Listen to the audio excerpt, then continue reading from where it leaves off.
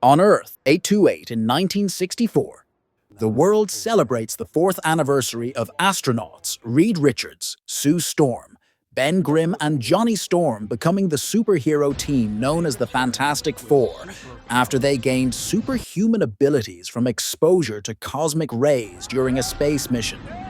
Since then, the team have become celebrities and fought supervillains, while Reed's inventions have progressed technology and Sue's diplomacy via the Future Foundation has led to demilitarization and peace for much of the world. When Reed and Sue reveal that they are expecting a child, the world prepares for the new arrival and questions whether the child will also have superpowers. Months later, the Silver Surfer comes to Earth and declares that it has been marked for destruction by Galactus, a planet-devouring cosmic being. Reed studies the disappearance of other planets and verifies this claim, and the team decides to return to space to stop Galactus from coming to Earth. They track the Silver Surfer's energy signature and, using faster-than-light, FTL travel, arrive at a new planet just as it is destroyed by Galactus's ship. The team is captured and brought to Galactus, who reveals that he has an insatiable hunger that has driven him to consume planets for eons. Galactus senses that Reed and Sue's unborn child has an immense cosmic power and could take on his hunger, freeing himself from it. He offers us to spare Earth in exchange for the child and induces Sue to go into labor. The team refuses the offer and escapes from the ship. Using the gravity from a neutron star, which destroys their FTL system, the team delays the chasing Silver Surfer and propels themselves back to Earth. Sue gives birth to a boy, Franklin, on the way. On their return to Earth a month later, Reed reveals the details of their encounter during a press conference. Their decision to save one child over the billions of other people on Earth leads to a public outcry, with many calling for Franklin to be sacrificed to Galactus. Johnny begins to decipher the Silver Surfer's native language using his interactions with her and some deep space transmissions Reed intercepted from her planet.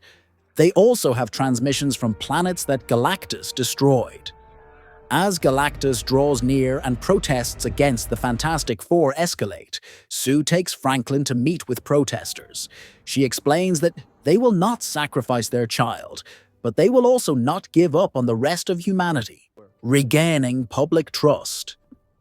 Using a teleportation system that he has been working on, Reed devises a plan to build large teleportation bridges across Earth so they can transport the entire planet to another solar system where Galactus cannot reach them. Through the Future Foundation, Sue organizes the world's nations to build the bridges and conserve the energy needed to use them. As the bridges are being activated, the Silver Surfer returns and begins destroying them. Johnny stops her from destroying the last bridge in Times Square and reveals what he learned from the transmissions. Her name is Shalla-Bal, and she became Galactus's herald to spare her world, Zen-La. Hearing transmissions from planets she helped destroy, Shalla-Bal expresses remorse, but refuses to help and flees. Using Franklin as bait, the team plans to lure Galactus to the last bridge and teleport him away. Sue negotiates with Harvey Elder to evacuate New York City's citizens to Subterranea, his underground city. Galactus makes his way through the city and captures Franklin, avoiding the trap. Sue uses all of her power to push him towards the portal with a force field, while Reed rescues Franklin. Johnny attempts to sacrifice himself to give Galactus a final push into the portal, but is stopped by Shalla-Bal. She pushes Galactus into the portal herself, and it closes behind them. Sue dies from her efforts, but is revived by Franklin.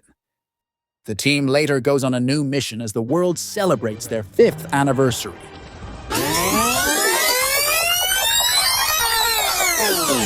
In a mid-credits scene set 4 years later, Sue is reading to Franklin at home and goes to get a different book. She returns to see him interacting with a man in a green cloak who is holding a metal mask.